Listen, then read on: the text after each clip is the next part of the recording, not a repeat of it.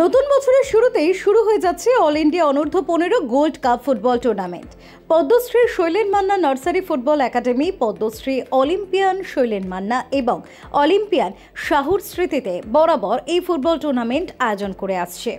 Padmashri Sailen Manna nursery football একাডেমির সচিব গৌতম দাস জানান, স্কুল একাডেমি ক্লাবের খেলোয়াড়দের নিয়ে 3রা জানুয়ারি থেকে 5ই জানুয়ারি পর্যন্ত হাওড়ার শৈলেন মান্না স্টেডিয়ামে বসছে খুদেদের এই লড়াই।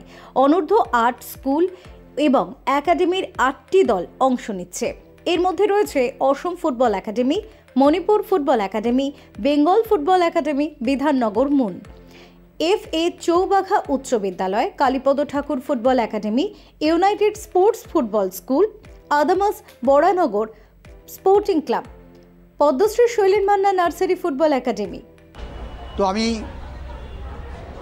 ঈশ্বরের কাছে প্রার্থনা করি এবং বাংলার সমস্ত যারা কর্পোরেট বডি আছেন তাদের সকলের কাছে বিশেষ প্রার্থনা যে আমাদের একাডেমিটা মান্নাদার নামে।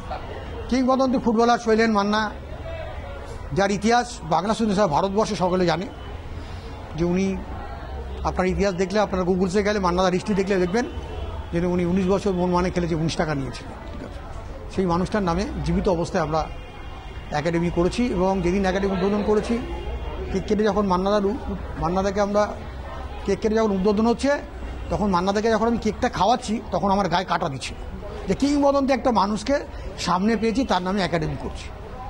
জানি না উনি আজকে আমাদের মধ্যে নেই, ওনার আশীর্বাদ ছাড়া এত বড় কাজ করা যেত না। মান্নাদা উপর থেকে আমাদের আশীর্বাদ করছেন।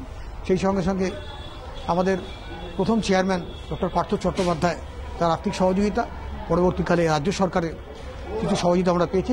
মাননীয় মুখ্যমন্ত্রীর অনুপ্রেরণায় আমাদের একাডেমি, তার ইন্সপিরেশন একাডেমি পেয়েছি। বর্তমানে আমরা একটা সংস্থার মাধ্যমে একাডেমিটা একটা অন্য পর্যায়ে নিয়ে গেছি। আগামী দিনে আশা করি এখান থেকে আরও অনেক ভালো ভালো ফুটবল উপহার দিতে পারবো। আপনারা আমাদের সময় পাশে থাকবেন।